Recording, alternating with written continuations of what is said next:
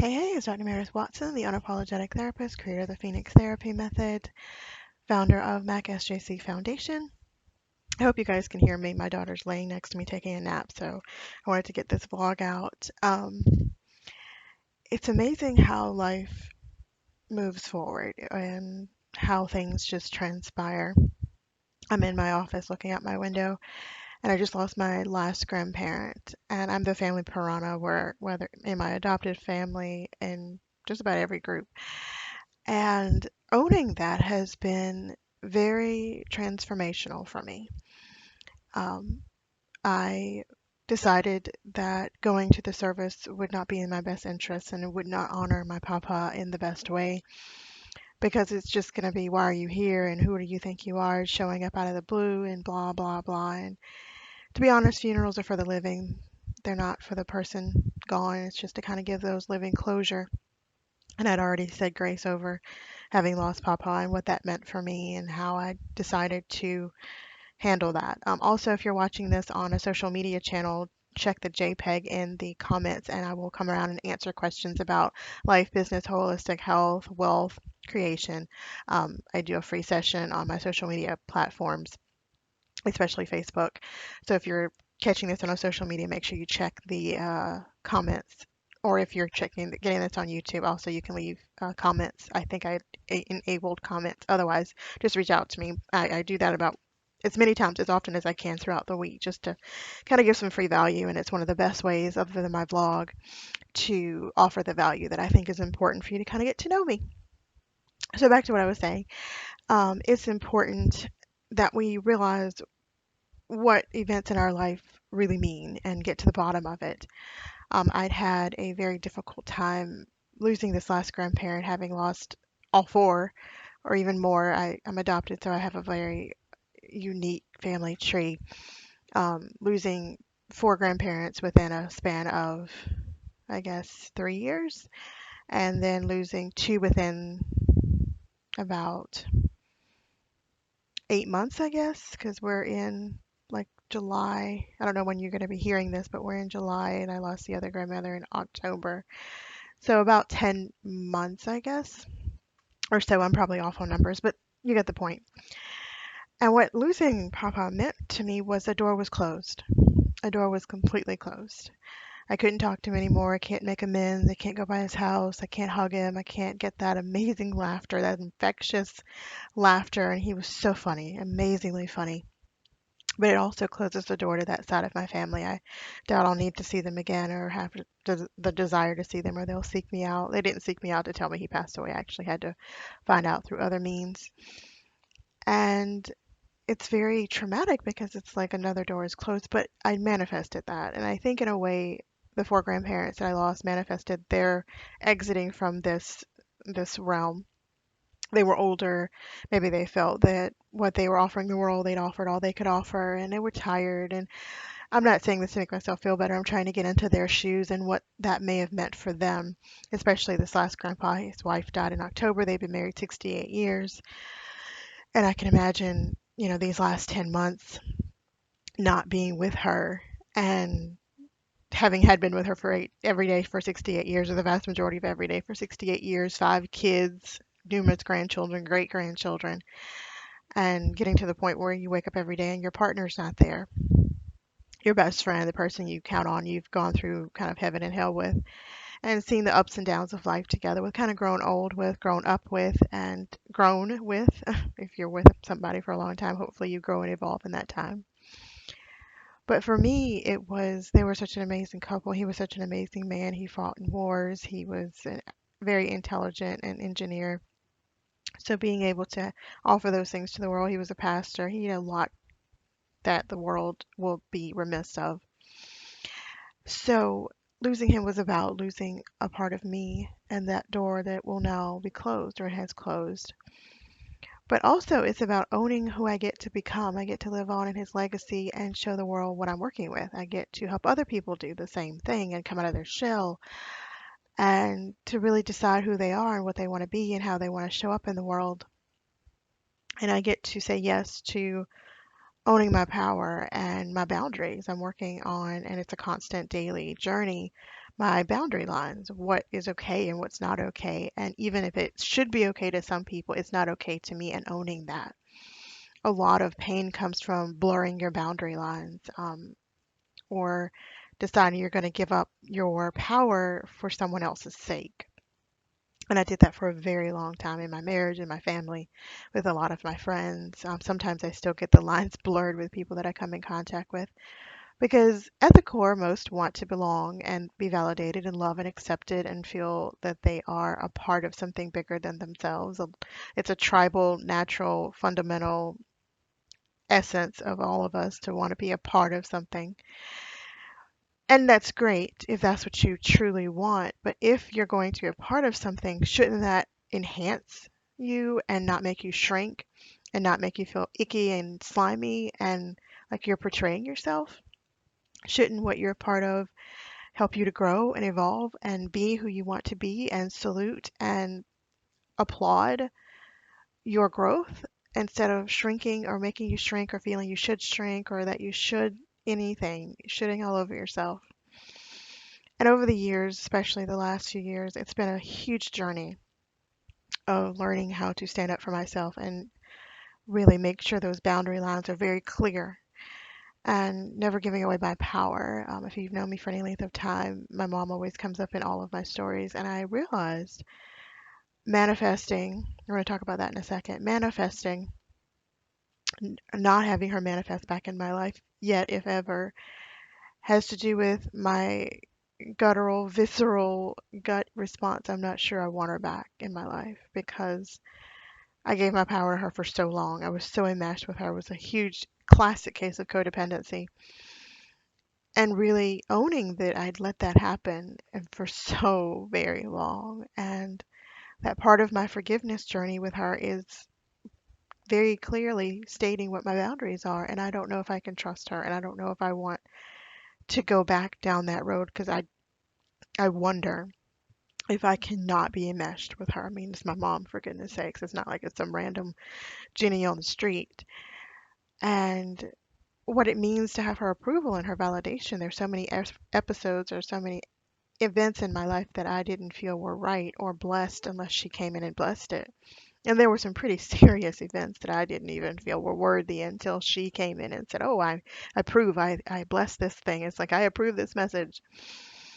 And it's maybe a primal thing. Your caregiver, your mother.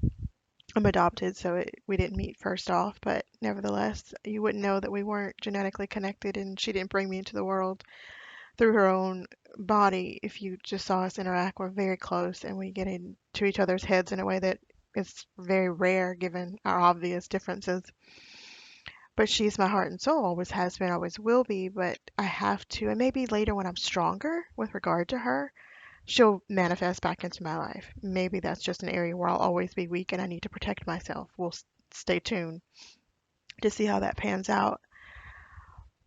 But a lot of manifesting is about, it's very simple to me now that I've kind of got a handle on it. Being very, very clear, honest, ruthlessly honest about what you want, even if it's not popular.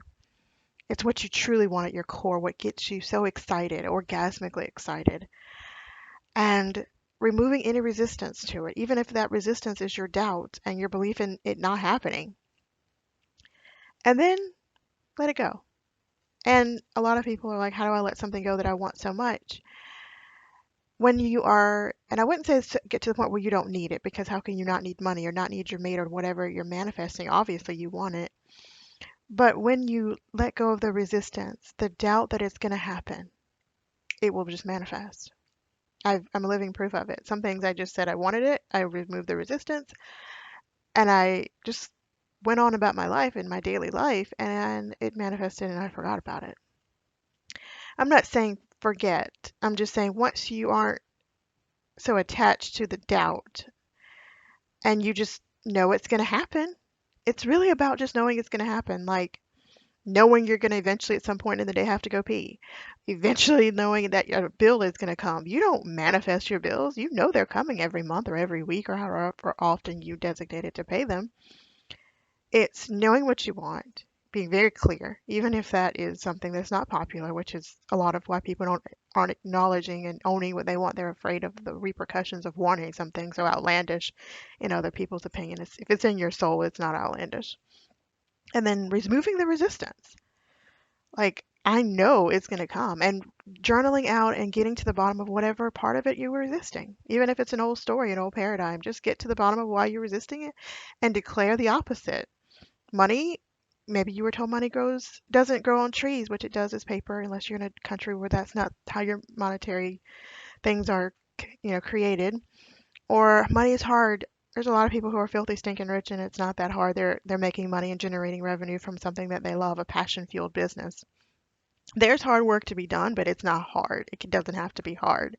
And if you believe that it has to be hard, maybe we should talk. It doesn't have to be hard, I can assure you. Maybe you don't think you're worthy of having money. Maybe you were told that you're stupid or what you want to do isn't right or isn't popular or you won't make money from it. Artists make money. There's people, I'm sure you in your own life have paid for tickets to a concert or bought a CD. You gave money to an artist. They made money.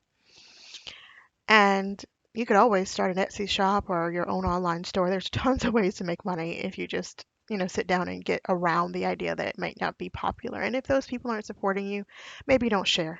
Maybe don't share what you're doing with them. Only share your life and your energy and your gift with those that would appreciate it. I mean, you don't throw your pearls in front of swine. Hello. But nevertheless, manifesting is not that difficult. Neither is starting a business. It's about knowing what you want, who you want to serve, how you want to serve, and getting in front of those people that will be hungry to buy what you have to offer. Write down who you want. What kind of client do you want? Like, who would be the most amazing person to take advantage of your or patronize your product? Living life. Live and let live. You live your life with gusto and going for orgasmic euphoria every day and finding that within yourself and what you love to do and let other people do the same. Living life and being happy isn't that hard. Get away from the people that suck your energy. Get away from the people that hurt you. Maybe you're in a marriage or relationship where you're depending on this person for finances. Maybe get a part-time job. Maybe they don't let you out of the house, so you can't get a part-time job. Reach out to me. We can find a way to garner income that you can stow away to get out.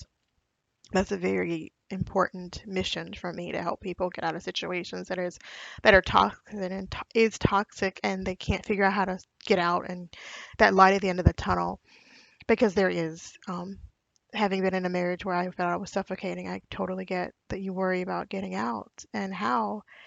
And it wasn't physically as much as emotionally neglectful. Um, and staying in a relationship where your needs are not met is not noble. It's not cute. It's not funny. It's life sucking and it's a one-way ticket to an early grave in one way or another, whether you die inside or you die physically. And children are often the key to why people stay. I don't want to hurt my kids.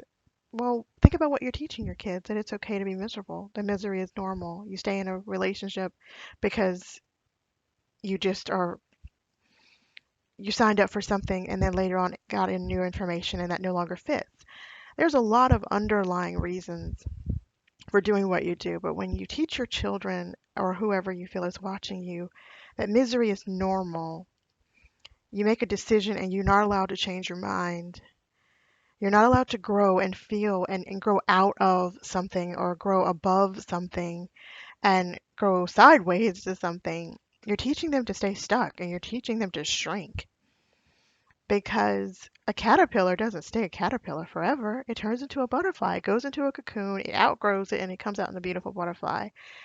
And maybe you're teaching them strength and to break out of the shell of comfort and embrace better. One of the reasons that I finally decided to leave my marriage was I wanted to teach my daughter what was possible. Joy, euphoria, happiness, pleasure, all the good things, those are possible. But you have to believe it's possible for you and truly embrace your desires for what you want. And I'm trying to think of what else I wanted to say in this vlog. We're already at about 14 and a half minutes. I try to keep them short.